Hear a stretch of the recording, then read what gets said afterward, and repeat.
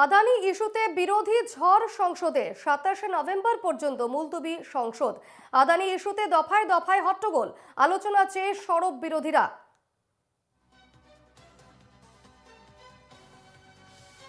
এই মুহূর্তে আমাদের সঙ্গে টেলিফোনে রয়েছেন প্রতিনিধি বাসব রায়। বাসব, আমরা যেমনটা দেখতেই পাচ্ছি যে আজ সংসদের শীত অধিবেশন শুরু হয়েছে, সেক্ষেত্রে শুরুতেই একেবারে আদানি ইস্যু নিয়ে ঝড় তুললেন বিরোধীরা এবং 27শে নভেম্বর পর্যন্ত সংসদ মুলতবি হয়ে গেল।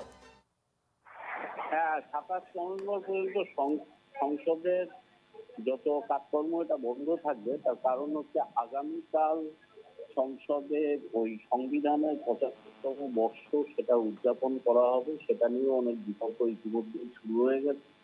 তার কারণ হচ্ছে সংবিধানের যে বর্ষপূর্তি, 75 বর্ষপূর্তি, সেখানে মাত্র 3জনকে বক্তা হিসাবে রাখা হয়েছে।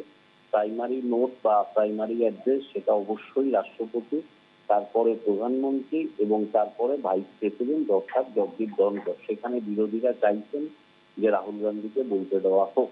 এটা হচ্ছে একটা ব্যাপার। আর আদানি ইস্যু নিয়ে যেটা হবে এটা খুব স্বাভাবিক। কিছুদিন আগেই মার্কিন সরকারের, মার্কিন প্রশাসন আদানি সহ 7 ভারতীয়র নামে ওয়ারেন্ট ইস্যু করেছে। এখন যা জানা যাচ্ছে তাদের 3 সপ্তাহ সময় দেওয়া হয়েছে। 21 দিনের মধ্যে তাদের উত্তর দিতে হবে। আদানিকে নিয়ে বহুদিন ধরেই সরব কংগ্রেস, বিশেষ করে রাহুল গান্ধী। এবং এই যে বিষয়টা, অর্থাৎ আদানির যে বিষয়টা আমেরিকান কোর্টে এসছে এবং ওয়ারেন্টের বিষয়, সেটা নিয়ে কংগ্রেস সাংসদ মনিকাম ট্যাগর তিনি একটা মুলতবি প্রস্তাব দিয়েছেন যে এটা নিয়ে আলোচনা হোক। একইভাবে রাজ্যসভায় মল্লিকার্জুন খার্গে জগদীপ ধনখড়কে চিঠি দিয়েছেন যে আদানি ইস্যুতে অন্যান্য সব কাজকর্ম বাদ দিয়ে আদানি ইস্যুতে আলোচনা হোক।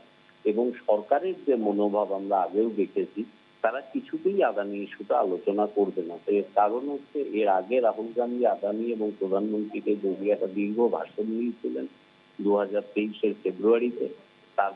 তারপরে সেই ভাষণ থেকে যেখানে যেখানে আদানির নাম ছিল সেটা এক্সপান্ড করা হয়েছে। অর্থাৎ কিছুতেই যাতে সংসদের কোনো রেকর্ডে আদানি নিয়ে কোনো কথা না থাকে, বিরুদ্ধ কথা, সেটা এই সরকার একেবারে কনফার্ম করবে। তা বিরোধীরা যতই চিৎকার চেঁচামেচি করুক, আদানি নিয়ে কোনো কথাই সরকার বলবে না। সরকার বলবে না। বিজেপির কোনো লিডার বলবে সেটা অন্য কিছু, কিন্তু সরকার কিছুই বলবে না। আর যেটা কথা সেটা হচ্ছে এবারের যে শীতকালীন অধিবেশন, একটা মণিপুর ইস্যু, একটা ওয়াকফ বিল এবং আদানি, এই 3টে নিয়ে বিরোধীরা রাজ্যসভা এবং লোকসভা দুদিকেই সুর চড়াবে। এটা যে আজকে সংসদ মুলতবি হয়ে গেছে ফলত আর হবে না, ব্যাপারটা এরকম না।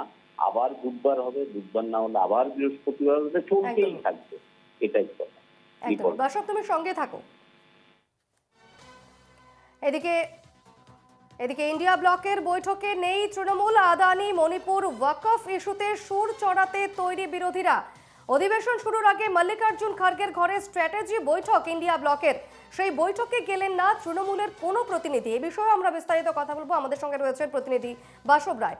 বাসব, ইন্ডিয়া ব্লকের বৈঠক হয়েছে মল্লিকার্জুন খার্গের বাড়িতে আজ সকালেই। সেখানে দেখা গেল তৃণমূলের কোনো প্রতিনিধি নেই। হ্যাঁ, তৃণমূলের কোনো প্রতিনিধি ছিলেন না। তবে ঠিক আছে, তৃণমূলের প্রতিনিধি ছিলেন না, তার সঙ্গে একটা ব্যাপার আছে। বিষয়টা এরকম যে তৃণমূল কংগ্রেস বহুদিন ধরেই ইন্ডিয়া ব্লক যেটা তৈরি হয়েছে, সেখানে তৃণমূল কংগ্রেসের সমান মর্যাদা চায়। আমাদের মনে রাখতে হবে এই মুহূর্তে এসপি অর্থাৎ সমাজবাদী পার্টি ছিলেন আর তৃণমূল, এই দুজনেরই ইয়ে আছে লোকসভায়।